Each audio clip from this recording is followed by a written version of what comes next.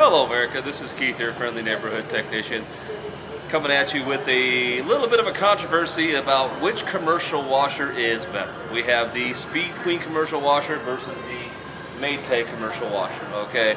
Now, better is a relevant term, depends on what you're looking for. Now, the Maytag is basically an older, they're trying to throw back style to make it look a little more like the old ones, but it still has a lot of the features that the new high efficiency one does. Like I said, this one has, it looks a little more industrial, looks a little sturdier. They're made with a little bit heavier duty parts, the spring's a little heavier so it can actually take a little bit more abuse. The tub itself is a larger tub. It has the older school agitator, okay, so it's not the, why I said I have that little bump in the bottom, how's that going to clean my clothes? No, this is more of the old school, but it does have a lot of the new school high efficiency technology involved in it. Where this one, like I said, you've got your cycles. You don't have as many cycles. You don't have as many bells and whistles and buttons and thingies that could possibly go wrong. But it's still a very good washing machine. It's for people who do 2 to 3 to 5 loads a day and have a lot of clothes to do.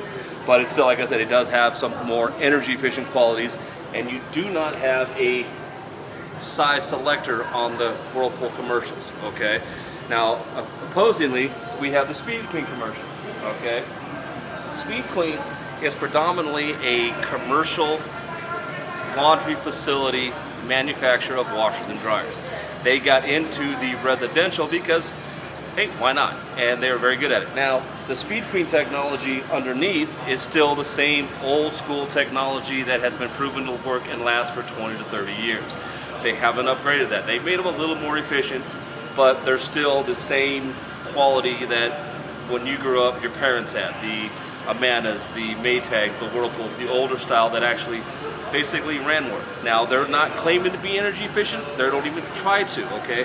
On these, this one you still have the basic temperatures, but this one you have load size. So you can determine how much water is going to be in your Speed Queen washer, okay? Now, yeah, some of the Speed Queens do have the electronic boards. That's just because that's the way of the future, the trend. This one, unfortunately, is basically an old school, no frills, do your wash the way you did with the agitators, the big tubs, the whole 9 yards, okay? It hasn't, they said, why change a wheel that works? They're not redesigning it. They go, this has worked for us. We have very little maintenance cost on it. We have very little repair cost on it.